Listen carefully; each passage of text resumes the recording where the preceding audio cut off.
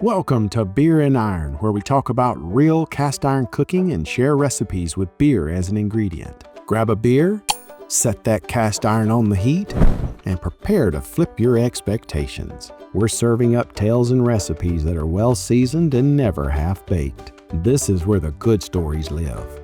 I'm Sulae, baron of beer banter and tall tale tenderizer, here to share a story and cook something worth eating and bring the yum back to your plate. As mid-Saturday settled in at Grandma Kelly's kitchen, the dinner ritual began with a soft hiss of gas whispering from the stovetop. She struck a long-stemmed match, a crisp, papery scratch as the match head drug along the bottom of the wall-mounted match safe. The match hissed softly, its tip glowing with flame. There was a brief pause, a heartbeat of anticipation, as she brought the match's flame down to the gas burner. With a gentle whoosh, a blue and steady flame danced to life. The kitchen was filled with the quiet promise of something delicious about to happen. In this kitchen, the symphony of oven sounds was the dinner bell, a chorus of oven creaks, match strikes, and cast iron thuds against cast iron stove grates. These were the sounds from Grandma Kelly's kitchen that summoned everyone to the table well before the first ingredient was measured. I couldn't resist this call to her kitchen, and I did my best to keep from getting underfoot. Grandma Kelly loved us. We knew this, in spite of her being the grumpiest grandmother that ever did live. Watching her cook was almost as wonderful as the meal she'd create. Grandma Kelly moved around the kitchen like she'd been born in it. She had a way about her in that kitchen that was almost like watching a play or a production. It was so much fun watching her unpredictability that I'm sure the kitchen walls themselves leaned in to watch to see what she'd do next. One thing was for sure, in the next few moments, the whole house was going to be smelling like heaven. And that's when he showed up. A fly. Not just any fly. This dude had attitude, circling around the kitchen like it paid rent, zipping past the stove, buzzing, dodging, and showing off more sass than a rooster at sunrise. He had that I dare you energy. He hadn't met Grandma Kelly. Grandma Kelly didn't say a word, not a sigh, not a mutter, not even the classic grandma tisk. She just paused and stood to a still, lifted her chin slightly, and watched that fly with the steady patience of a statue in a bird bath. Then it happened. She raised that cast iron skillet, the big one, the one that looked like it'd been forged in a volcano and seasoned by angels, and with one decisive, kitchen-shaking whack, she brought it down. Silence. The fly, gone. The wall, slightly offended. The skillet, somehow it looked better than before, like the impact buffed it to a higher shine. That was the day I realized two things. My Grandma Kelly was a fly-killing superhero, and cast iron cookware's indestructible, probably immortal. Her skillet was seasoned better than most people's likes plans. That deep, glossy black finish didn't come from fancy oils or the joy of cooking tips for cast iron maintenance. It came from decades of frying chicken, searing pork chops, flipping cornbread, and the occasional pest control incident. Thinking back, I never saw her once properly season that skillet. Not once. She'd just wipe it out with an old rag that probably had stories of its own, smear a bit of Crisco in the pan, and wipe it out again like she was mad at that oil. After that, she'd slide it into the old gas stove to rest until the next meal. No overthinking, no fussing, just instinct and experience. While the rest of the world had been switching from cast iron to aluminum, stainless, and Teflon, Grandma Kelly resisted. Even Mama, after an evening of cooking, would let her new shiny pots and pans lounge in the sink overnight, soaking away as if they were being baptized in slow motion. Grandma Kelly, she didn't have time for that burnt-on nonsense. The only thing she stuck with was tried and true.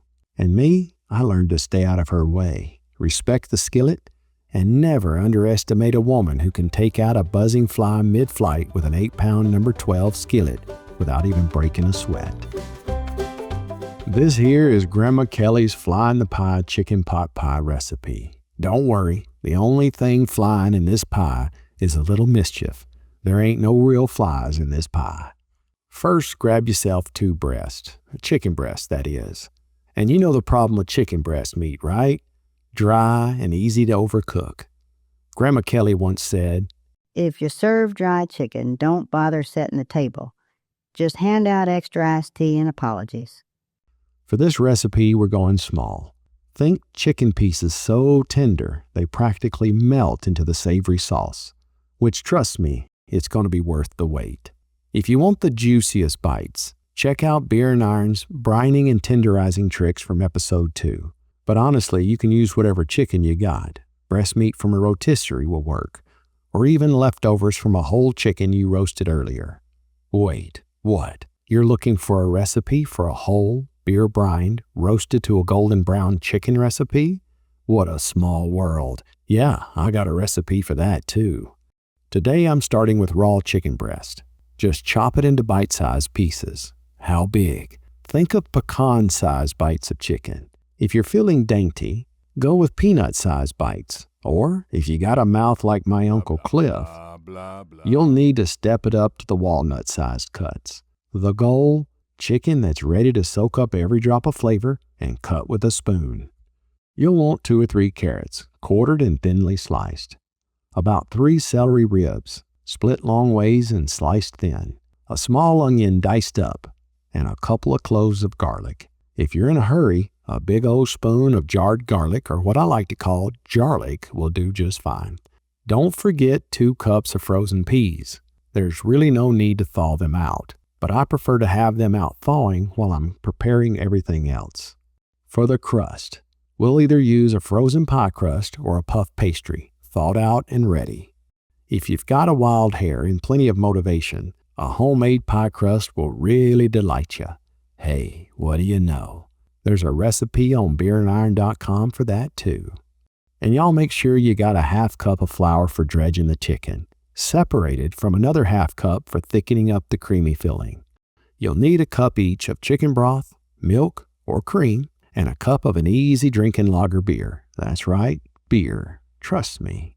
We're going to season it all up with a half teaspoon of celery seed, a teaspoon of dried thyme, and a half teaspoon of black pepper. We're going to salt to taste later. Here's the kicker, a can of olives. That's right, that's your fly in the pie. Grandma Kelly always said, "If you're going to stir up trouble, make sure it tastes good." Now I've given chopped olives a whirl, and while they do the job, those little bits and pieces don't deliver that classic fly in the pie vibe I remember. Whole olives, forget it. Unless you want your pot pie to turn into a tangy minefield, what you really want is a hint of mischief, not a pie packed with olive grenades.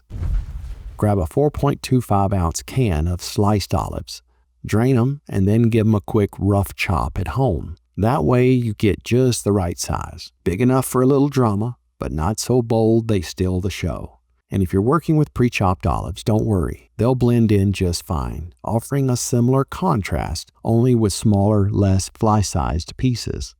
Preheat your oven to 375 degrees Fahrenheit, or for my metric-minded friends, 190 degrees Celsius. I'll set my 12-inch cast iron skillet in the oven while it's preheating and while I prepare all my other ingredients. Measure out 1/2 cup of flour in a bowl and set it aside. Cut the chicken into bite-sized pieces and add them to this bowl. With this many pieces, most of that 1/2 cup of flour is going to be used. Don't add any leftover flour from this bowl to the recipe. It'll result in a few doughy lumps when the dish is served.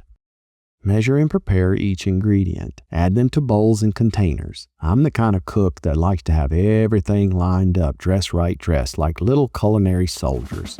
So when the skillet gets hot, it's showtime, not scramble time. Step 1. Start by pulling out the preheated skillet from the oven and setting it over medium to medium-high heat. Sear your flour-dusted bite-sized pieces of chicken in a hot skillet with a couple of tablespoons of butter, just until they toast or get golden. They don't have to be fully cooked. Remove the chicken and keep it nearby. Step 2. Toss in the onions and garlic to deglaze the pan and let their aroma fill the kitchen. Once they become translucent, but not so translucent you could read newsprint through them. Add the celery, carrots, and the herbs and black pepper. Give those carrots a chance to soften before stirring in the peas. Step 3. Once the carrots are softened a bit, stir in the peas. Give everything a good mix. Step 4. Lower the heat so nothing scorches while we add the olives and the other 1/2 cup of flour. Stir again to coat all of the ingredients and to let that raw flour flavor cook out a bit. There's no specific time this needs to happen in. That raw flavor will cook out as we finish adding ingredients. Step 5. Pour in the trio of liquids: broth, milk, beer. Now mix well. Now you can turn the heat up just enough to reach a gentle simmer or a slow bubble. Be sure to stir once in a while to avoid this thickening sauce from sticking. Yeah, even the best seasoned skillet will grab hold of this thickening sauce. Step 6. While things are thickening up, cut your dough. If you're using a pie crust, flatten it out and cut it into squares, and the edges, cut those into irregular half moons and triangles. Irregular cuts are what you'd expect from a rounded, flattened out pie crust. If you want a pretty crust, use a rectangle puff pastry sliced into squares. Either way, cut and then set your cuts of dough aside. Step 7. Let the filling simmer for a bit and then taste the saltiness. I don't initially add salt to this recipe for 2 reasons. First, I'm using beer brined chicken, broth, and olives. These ingredients all bring in their own salt. Once things have simmered a bit, the sauce's salt will balance. It's best to check for saltiness at this point. Don't worry that we've waited too long. Remember, this has to bake a bit more in the oven before it's ready. The salt will blend just fine if you need to add some. But if you're using this recipe I have here, you'll do your salt test and grin wide as you say, "Yum, perfect." My motto, you can add salt, but you can never take it out. Step 8. Once the filling thickens, reduce the heat to low and layer your dough pieces over the top so they overlap just a little. Just lay them starting from the outside and work your way to the inside.